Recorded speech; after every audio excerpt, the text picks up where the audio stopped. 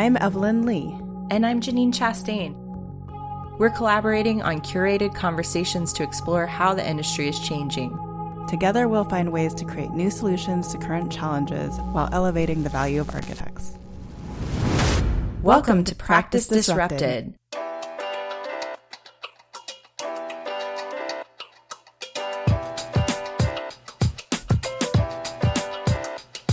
Hello, listeners. Hello, Janine. Hey, Evelyn. Hey, listeners. Today's speaker is Michael Bernard, an architect and friend from San Francisco. I first started speaking with Michael when I was doing some research on how to make the transition from working inside an architecture studio to going out on my own into management consulting. He's a very good listener and always has interesting and insightful observations to share. I thought he'd be very interesting to bring on the show because of his breadth of work with AEC firms during his career. Michael understands the operational side of running an architecture practice. Similar to us, he's passionate about the management side of practice. I would say he's passionate about the social and the more human side of practice. And we're interested in asking him about what he's learned in his work with all the firms he consults with, as well as how firms are evolving through COVID and what post-COVID work looks like. Michael places his focus on the culture and operations of design practices. As principal of virtual practice, he has advised nearly 200 Bay Area design firms that neither have nor need a full-time managing principal. Michael addresses firm culture, management, and operations, the foundational elements of effective everyday function of the small design practice. Michael's range of clients include architects, landscape architects, interior designers, lighting designers, and general contractors. Great. Let's cut to the interview. So what we do is identify culturally appropriate business practices that are tailored to each firm that we work with. There's no one and done. We're not about tools first. We're about muscle memory. We hope in conversation to integrate good project management practices as a way of being, but mostly to recognize each other as members of a team that execute projects.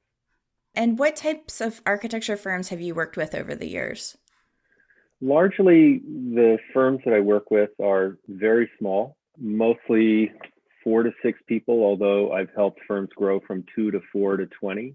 And I've occasionally worked with firms of 150 on specific projects. Most of the firms I work with are residential firms, and some are school designers, some are cultural institution designers, others are residential interior architects. I work with the gamut of locally grown business entities, mostly designers. So, Michael, how did you carve out this niche within the industry? I will just say that I started my career in design and really worked deeply in design.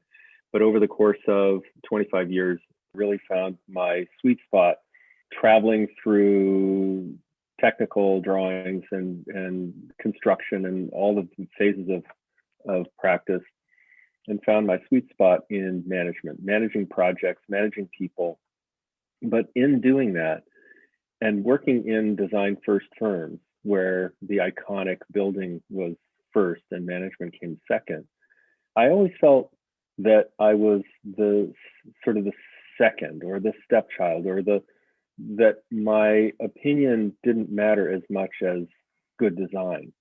And in that, I felt there was like a lack of knowledge about how to run a business, how to make money. So I started my own practice, and just to be perfectly honest, I felt the same, that I was bringing that same second best to my practice. So it's like a bad relationship. You leave a bad one and then you go into the next one and it's just like the last one. And it wasn't my partner's fault. He's brilliant, but I brought that willingness to be second best to my practice. So I left the practice and was on my own as a consulting kind of manager to projects, but I felt like I was walking on one leg, that I needed a partner. So you get into this place where it's like, I was second best. Maybe second best wasn't so bad, that I had a skill, but I didn't know where to place it. And then I was recruited by a firm to be the managing principal of a small but growing residential firm. And in that, the principal of the firm, very design first, said, don't touch the design, just do the management. And I don't care what it is, just run my business. So for a period of time, I was developing practices. But again, I felt disconnected from the very thing that I loved, which was design and supporting design. We made a lot of money. It was a very successful practice, continues to be so today, but I felt like I was walking on two legs, but I didn't know where I was going. So in the middle of this, a friend of mine invited me to lunch. He said, I see you do this managing principal thing. Can I buy you lunch and you tell me how it works? And in that moment, I realized that I didn't have to do what I do in one place, that I could offer my services as a consultant to a number of small practices. And that's how I began virtual practice. And for the first year, I felt that I had lost touch with design. But in fact, I had reinvigorated my relationship to design by being perceived as having value to the firms that lacked what I offered. And I think that's the key. And I think it's key for practice across positions in a firm. At the moment where we realize that we can offer value and other people perceive that value, we have agency. So in that mindset, I began to grow virtual practice. And that was in 2006. So it's been 15 years, and I don't do the same thing I used to do. I think what's interesting about being a consultant, or even being an architect in what we would perceive as traditional practice, is that we change, that we don't have to adhere to what we've always done, but making that leap is really hard. So I carved out a niche by first offering tools such as building a revenue model, or how to write a contract, or how to track fees on a project. And I came up with a kind of an easy to remember tool that I call Every Project Has Four Corners. And those four corners are project scope, schedule, and design fee budget, and construction budget. Those four corners, and there are many more corners, but those four corners actually are easy to remember, contribute to the idea of muscle memory. Where am I? What's the scope? What was in the initial project brief? How much time do I have? How much should I burn? What do I have left? How do I have to trim what I'm doing to fit the schedule? How much design fee do I have? And how do I adjust what I'm drawing to what I must draw, not exactly what I want to draw? And what's the construction budget? And if those corners come out, kind of get out of 90 degrees square, how do I adjust it so the square is square again?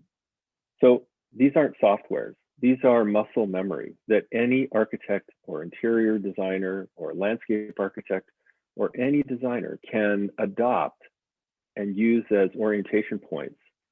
Anyone at any level, whether you're a recently graduated junior or a senior project manager. Where am I? Where am I in the universe of my project?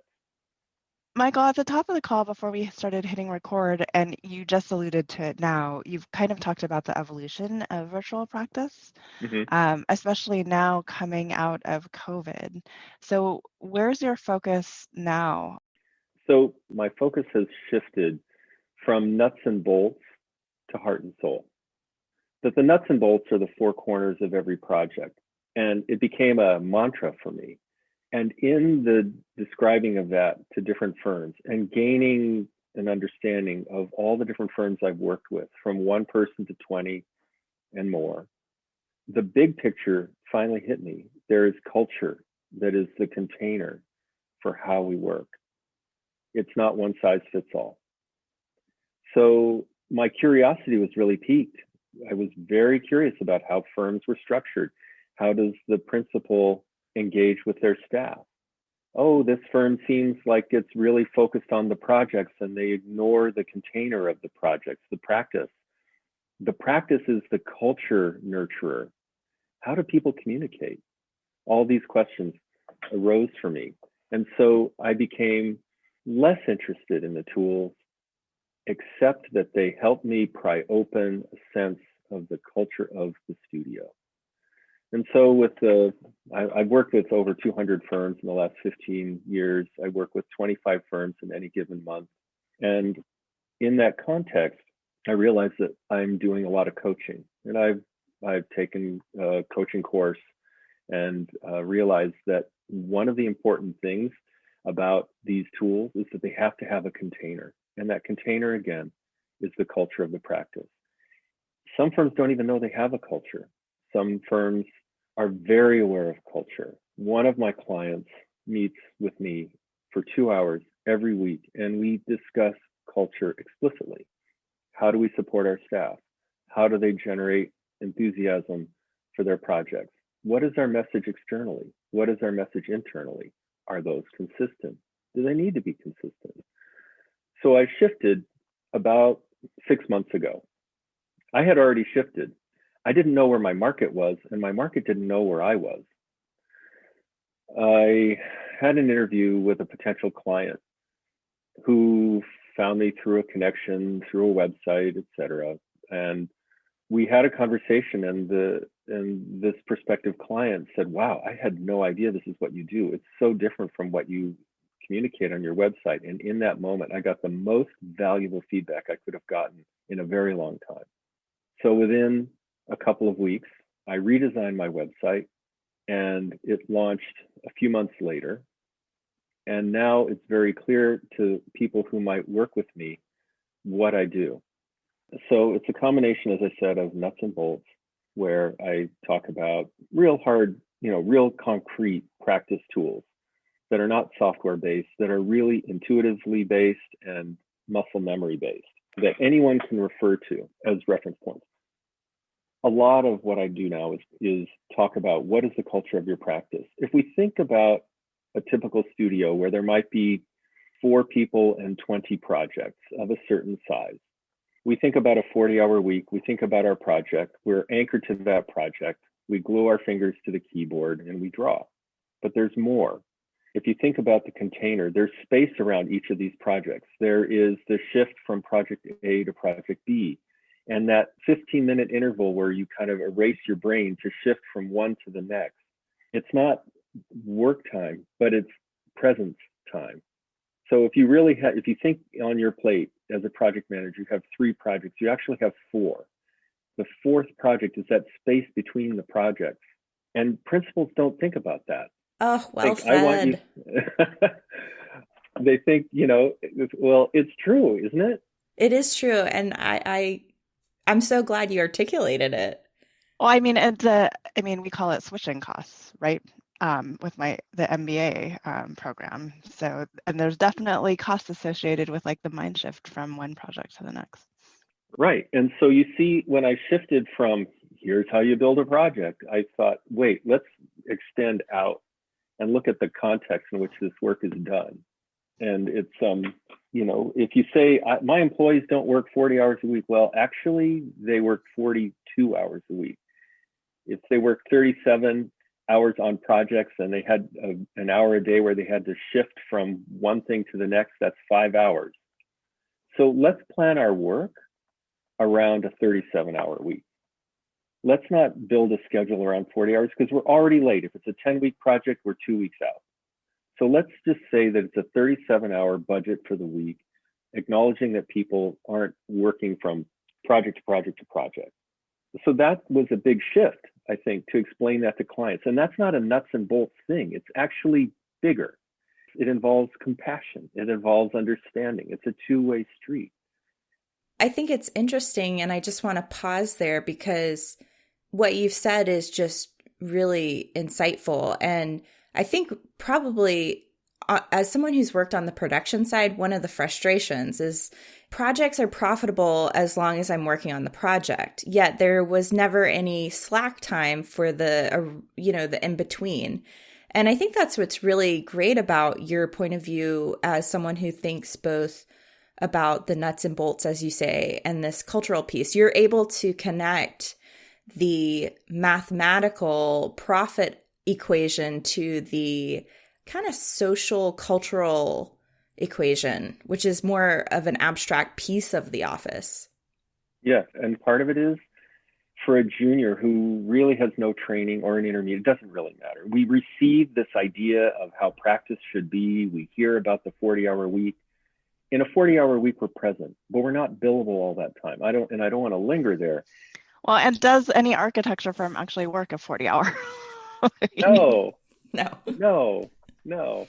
And I hear about this all the time. And so, when we talk about operations management, sure, there are the tools, but operations management, I don't mean to be a renegade, but I am, involves seeing your employees and meeting them where they are, and being realistic about what's possible instead of adhering to some received myths about how practice is organized.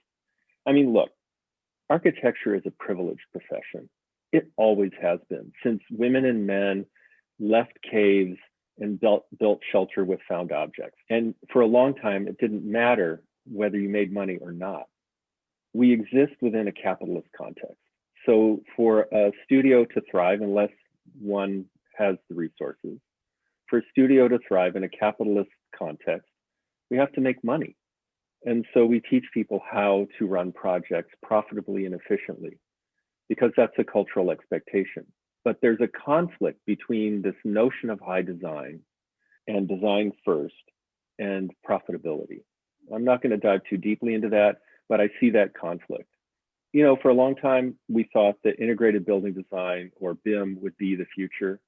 Frankly, and this is what contributes to my shift from nuts and bolts to heart and soul, frankly, I think we will see a move towards a more socially focused practice. Whoever thought, in the way that we received information, that we would focus more on the social, on the cultural, on who we serve, so that architects who think we are thought leaders are actually contributors. We don't have to lead. We have to contribute and collaborate. I'm interested in how that translates to new business models and whether or not you think of that, because I have always argued that architecture is also suffers from the most economic cycle there is, right? There's always time when your clients that aren't building. There's always time when your clients are building. And I've also argued it's never enough for you to just be multi-market, right? You actually have to expand practice outside of traditional practice. So how does this play into where you're headed, if at all? Great question. So I work with a nonprofit architecture firm that is recognizable to the outside world as an architecture practice that is bundled with advocacy, community engagement, and decarceration. So here you have the architect who might be in any other firm. The principles of a firm would be siloed. They would be commercial, interiors, multifamily, and each principal would have their universe, and they would communicate at a business level, but perhaps not across, maybe in a mixed use facility, but let's just say that they have their own markets and they are the chiefs of those markets. In this particular organization, the very architectural project relies on the intense collaboration at the top of community engagement, advocacy, and architecture. And they develop their own projects, by the way. So they all at the top have to collaborate, and architecture is one piece of that. It's almost like a campus architect, if you will. There are benefactors who fund. There is a lab that needs a facility. There's a programmer who, you see what I mean? That it's all kind of tied together. They can't be siloed at the top in this nonprofit architecture firm. And that's what I mean about a socially organized architecture firm, where there are different components that require architecture and the built environment to develop a project that serves a population in restorative justice. So it's a very different organization, a different way to organize. And so the architects who come from this culture of architecture school, which is infused with this privilege, how do we unbundle that privilege from the essence of practice? Because we carry that received knowledge that comes through our professors, through history. We don't even know that we're doing it. How do we become aware, conscious of this vestige of privilege and shed it? and focus on how we engage in society. So yes, Evelyn, I agree. There are ebbs and flows, and we exist in a capitalist context where people need our services and they don't need our services, whatever the economic vicissitudes are that influence that. In some cases, there are socially organized architecture firms that are funded privately, that develop and that serve their communities and change the way we use architecture and shed this idea of design first, architect as thought leader. We are a member of a team. We're a member of a team, the group leads. I guess a follow-up question would, and going back to something that you previously posed, can architecture firms ever really truly be a design first firm if most of our hours are spent not where we're designing? It's a very good question. What is design? As a professor of professional practice, I would tell my students, like, we are 45 in this class or 30 in this class. Typically, schematic design is 15 or 20% of any design project, and the rest is deep thinking, technical thinking, site work, construction observation. So which of you, if 15% of us get to design, who is it? That is a very discomforting question to ask a class in their third year of a master's program. Which 15% of you will be designers? Okay, so we start with that. And then in practice, if you're a good designer, are you isolating yourself from the rest of practice? And if you are, and you're good at doing that, great. Then you're like in the 1%. But if you're like most folks, that 15% is something you might touch for a while and then move on to something that is more profitable as determined by your employer, like construction docs. And there's a sad moment when somebody who's really good at management but really fights to remain a designer is promoted in management, and then they develop this conflict, which turns into bitterness, in many people. That I really don't like management. It's not what I went to graduate school for. I'm a designer. And they fight to hold on to that design, but they don't allow themselves to shift or evolve because of that received understanding of what an architect is. I think that's the problem I have with architecture, is that we are so willing to narrowly define ourselves, that we are the most entrepreneurial of all the professions, that we are capable of being the broadest, most entrepreneurial, most liberal. I was going to argue with there. I would say we are capable. I would say we are like the least hustle. Like, we have so little hustle for a profession, but yes. Yes, I would agree. Yeah, but doesn't that come, my opinion, I won't even pose it as a question. My opinion is it comes from this kind of received sense of privilege, and where do I plug into that privilege? And if we can let that go, can we be a little looser and engage in a broader understanding, or develop a broader understanding of the utility of architecture in the world? We're talking about a lot of different ideas here that I think there's a lot of synergy between the work that you're doing, Michael, and the work that Evelyn and I are doing to try and figure out these blind spots that we're seeing in architecture firms and with architects. And it's not to say that architects aren't skilled. They're very skilled professionals in many, many ways, but we keep seeing blind spots. It sounds like you're seeing them as well. And I was wondering if maybe you can articulate some of the ones that you're seeing.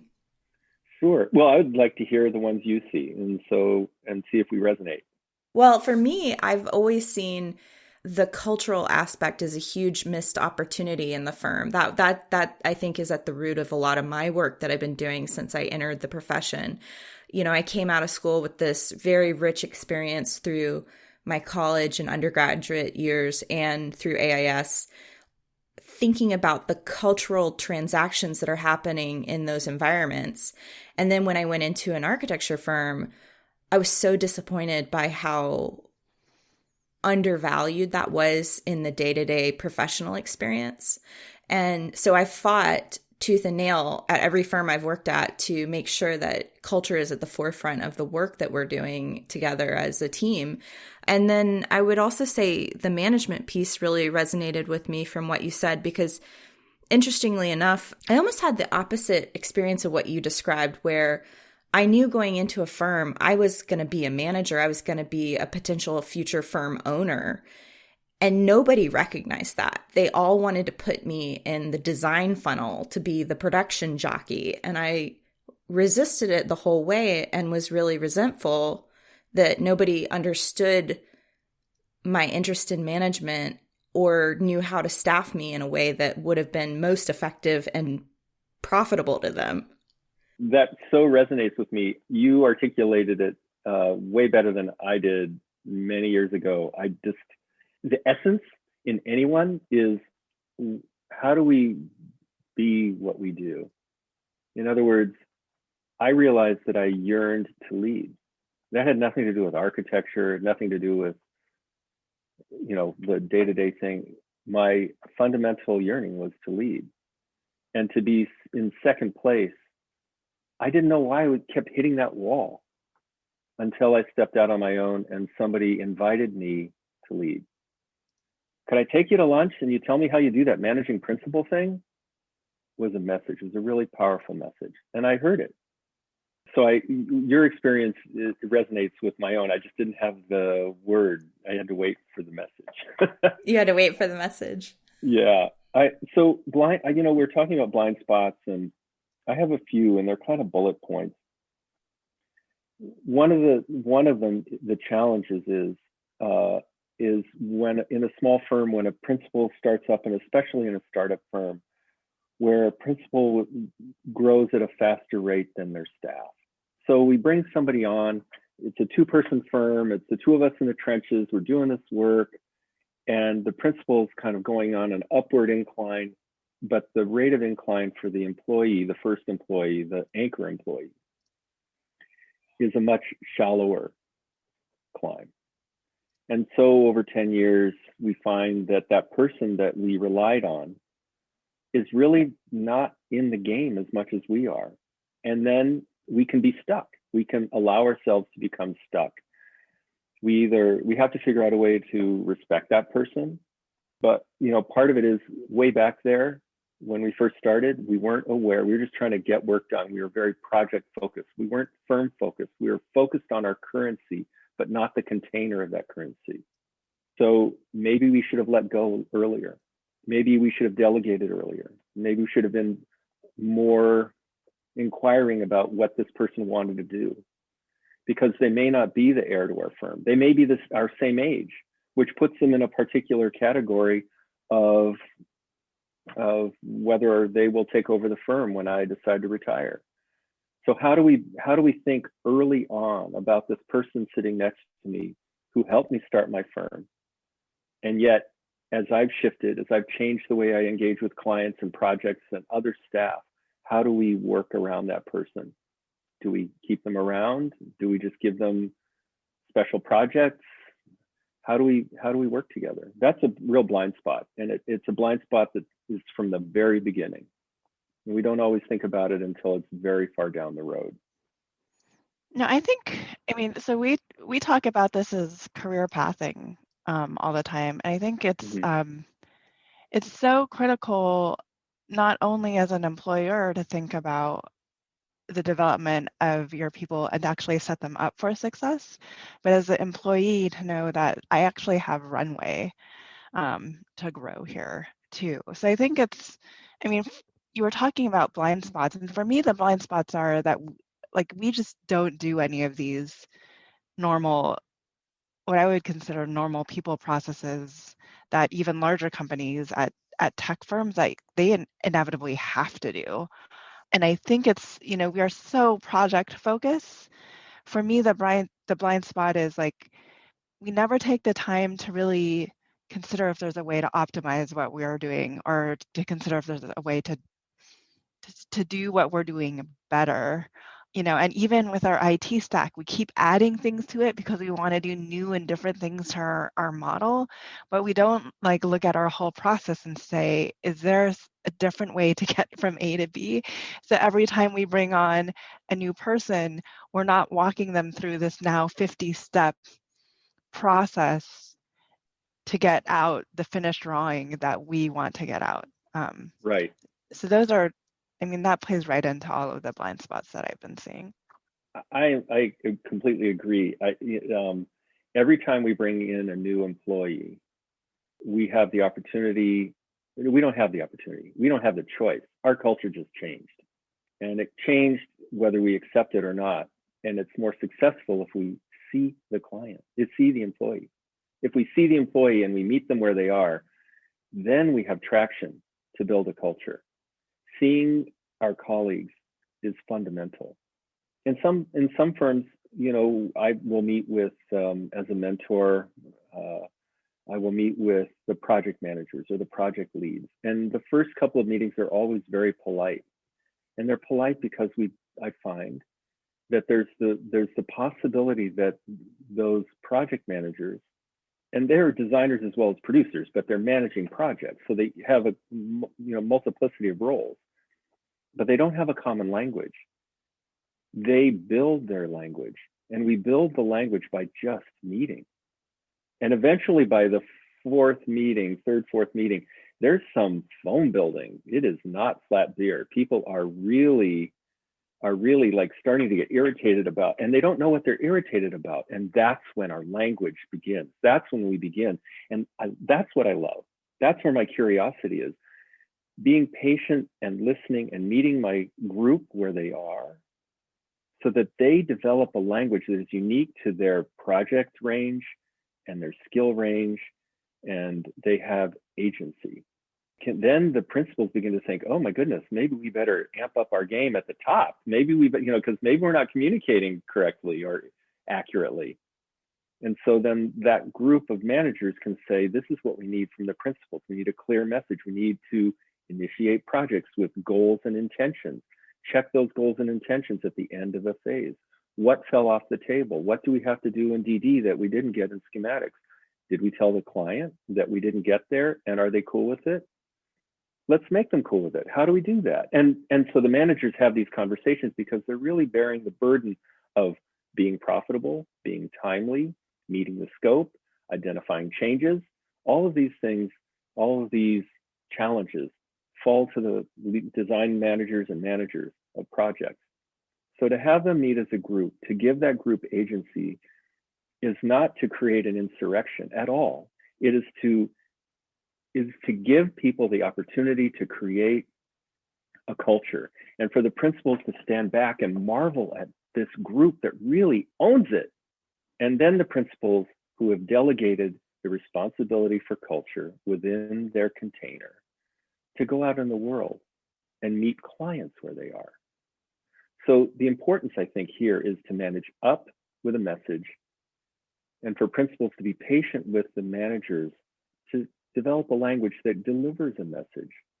It's really about communication and relationships and stepping away from the transactional focus on project, receive, deliver. That's a transaction. Or put out fire. Right. To move to intention from reaction. So that's how virtual practice, for example, has shifted from nuts and bolts, which we must have, to stepping back and seeing how people work together to generate information that we call a project as a group. There's a lot of things to unpack in there. I do want to touch on the fact that culture evolves, and even in the business community, it's gone, the hiring process has gone from being called hiring for culture fit versus hiring for culture add. And I think we should all acknowledge that every time you bring on somebody, that culture, that they are adding to the complexity and to the richness of your firm culture, and you need to find a way to invite them in. I also feel like in this move to COVID, to what is work pre-COVID and what is a more flexible work policy and listening to all of these principals worry about how I manage or how I mentor the newer people coming in, or how do I keep people, make sure they're productive and they're accountable if they're not in the office. Sometimes for me, and I'd love to get your take on this, but for me, it's a part of a broken system.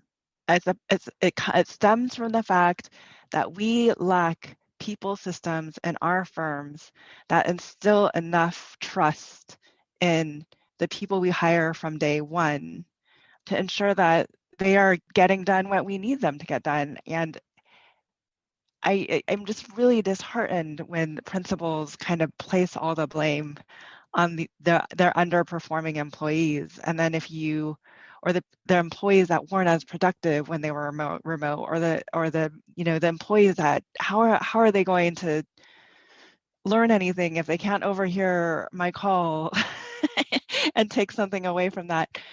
When part of that to blame is actually on the leadership of the firm, like how can you not trust somebody who is able to carry a full course load, and to learn in 1 or 2 hour increments on a weekly basis?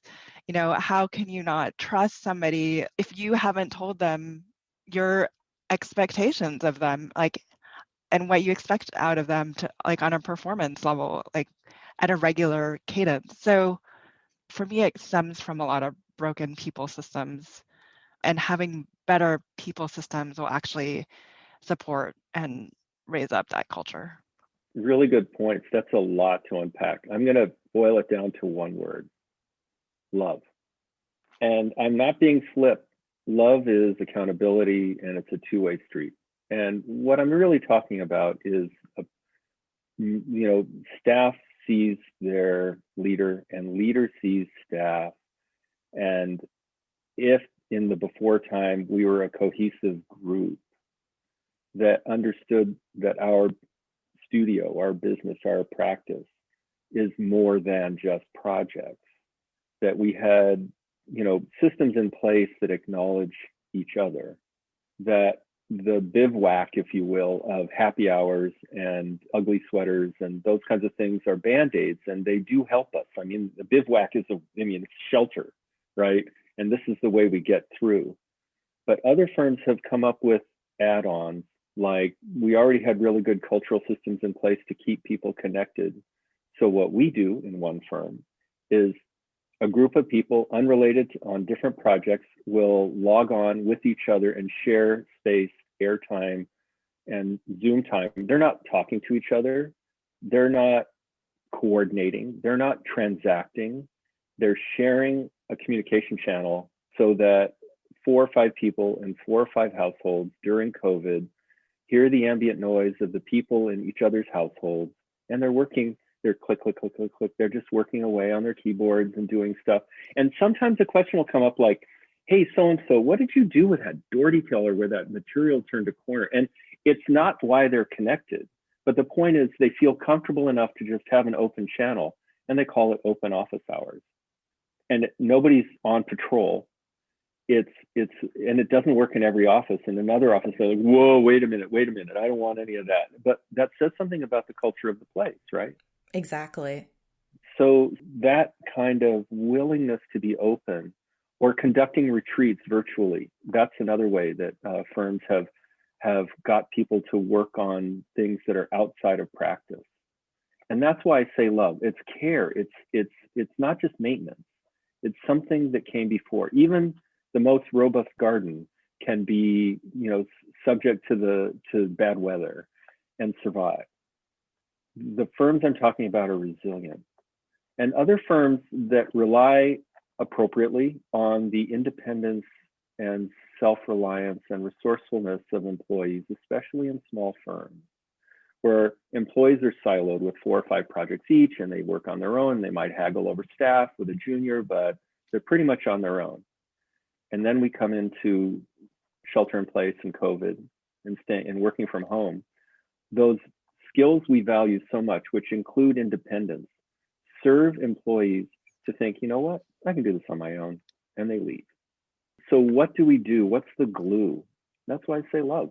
It's paying attention to your staff, seeing them and meeting them where they are, giving them bad news when you have to, but it's in the context of we're a team. But don't take it personally when they do leave, I guess would be my Right. No, there's definitely those firm principles that like take things so personally. But that you have to remember that you're running a business, and if a person is running a career like they're running a business, sometimes things don't work out, and it has nothing to do with that relationship with the principal. I think one of the advice that I would have for those people that have a hard time is to stop putting your expectations on other people, because I heard a really great quote yesterday by Seth Godin. People don't want what you want. You have to stop assuming that they do. And just because you hire someone that's interested in the same things you are, and that's why you bring them into your company, it does not guarantee they're going to have the same career goals or life goals that align with how you want to grow your business. That's, that I was listening to Seth Godin interviewed by Shane Parrish on The Knowledge Project.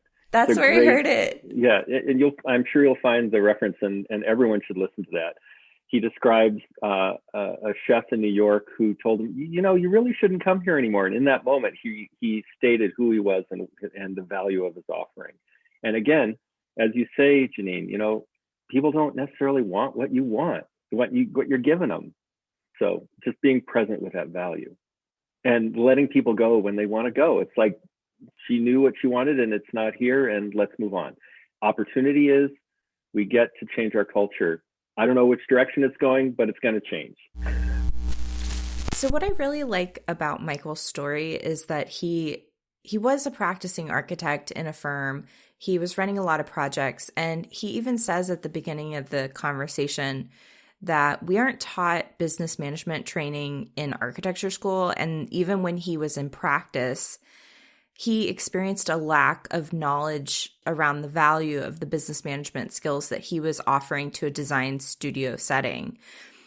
And what's interesting is that he has eventually found his way forward into offering this skill to the profession in a way where it is received with value. And we've alluded to this a little bit in the past, but kind of the lack of entrepreneurship that's taught in school, or more practical business skills, right? I remember my practice management course, and, I'm scared to think that practice management courses are the same as they were back in the day in 2000, probably when I took mine, that it was literally just walking you chapter by chapter through the architect's handbook and practice. And I think we spent a whole day on picking a logo and designing letterhead. Clearly, it's not getting to the heart of business. So I've often talked about how, for me, design has translated, and what I learned in school, my design experience has translated into designing strategy for business. And I feel that's the same way that design is translating for you too, Janine. And it's sad that we don't get to experience more of that in school and how those skills translate out to other parts of practice. Yeah, it's true. I don't know how to explain it, but, as someone who kind of gravitated towards management foundations as my design language and coming out of architecture school, that was just kind of how I wanted to practice. I found it frustrating when I went into the studio setting where that wasn't everybody's language around design. And so I find it refreshing when I talk to you or I talk to people like Michael or others that they're thinking about some of these like basic principles of project management or firm management or even operations management, just putting the business of the practice together in support of the design. Right. And what I also like about Michael's approach and his approach to business is his approach to humanization of business, as well as a social responsibility that businesses have, not only to their employees, but I think to the greater community. And that's a trend, that's one of the reasons why Presidio Graduate School, where I got my MBA, grew so quickly, was because it was the first sustainable MBA with this really, really large social responsibility undertow throughout its entire curriculum. And I see that being integrated in business a lot more thoughtfully today. And I see architects trying to do more of that. But I definitely think there's room for growth around there. Yeah, and similarly, I went to Mills College. I don't know that I've ever talked about this really on the show that much, but it was a place where it was about the social qualities of business, not just the transactional. And so there was this ethical component and this purpose-driven component that really fueled my experience in getting my MBA. And so if I shift into what I heard Michael say about the way he's looking at practice, which is culture being a container for how we work, and then we shift into this conversation about operations management, I think he's right in his assessment that we just have to be more realistic going forward in managing the social values of the people in our firms and considering that in relation to the financial and profitable demands of the project. Right. And I think basic empathy around the switching costs that happen on a day-to-day basis is something that he really talked about, how to manage the space in between projects, right? As well as the shift from his view of what he calls the nuts and bolts to heart and soul. I think in doing that, he didn't say the nuts and bolts are any less important, but that heart and soul is equally important, right? And when I think about all the research that I've been doing around the hybrid workplace, whether it's for how we are moving forward at Slack as a company, or my fears of how architecture firms will move forward when we get beyond this planning for reentry, is that we don't revisit our culture and our values and kind of check ourselves and ask, are we really living into those values?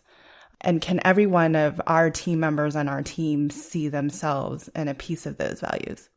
Yeah, exactly. I think that, and not all firms, but many firms, I think we make the assumption that the culture is fine, and we're not really doing a thorough diagnostic of like what's actually going on with the culture. And it's only been, as we've said many times before in prior episodes, it's just only been amplified because of the pandemic and because of the way we're practicing in this virtual remote environment. Right. And I want to revisit this notion of culture fit. I think a lot of firms and even businesses have talked about we need to hire for culture fit. But when we talk about diversity, equity, and inclusion, and we are really bringing new ideas to the table, we're really constantly adding to our culture. The culture is changing as people join the firm and as people leave the firm.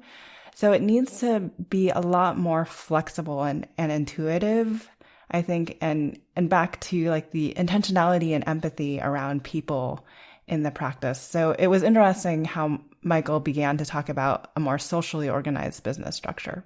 I agree. And it's nice to hear that his business has pivoted.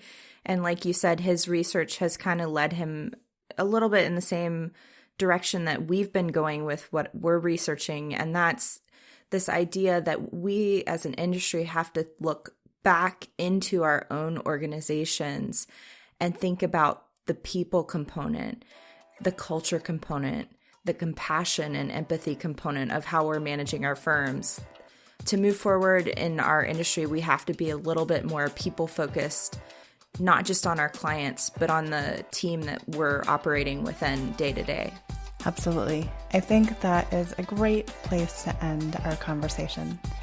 Thanks for listening, and tune in next week. Thanks for joining us on Practice Disrupted, a podcast by Practice of Architecture. Visit us at practiceofarchitecture.com to find out more about future episodes and the changing nature of practice. We have several ways you can get involved with our growing community. Find us on social media at Practice of Arc. You can also become a member of the POA Lab or join us on Patreon. And if you want to take your career or practice to the next level, Janine and I also consult, provide workshops, and speak regularly on this research, and we would love an opportunity to collaborate with you. This show is part of Gable Media. You can learn more about other podcasts and video channels in our community by visiting gablmedia.com. We are also looking for sponsors who want to partner with us in 2021 and beyond. If that's you, please contact me directly at evelyn@practiceofarchitecture.com. If you like the research we're doing here, please help us out by leaving a rating or review on Apple. We appreciate you subscribing on your favorite podcast app. Don't forget to share with your friends, and feel free to let us know what other topics or speakers you're interested in hearing from. Thanks for listening, and see you next week.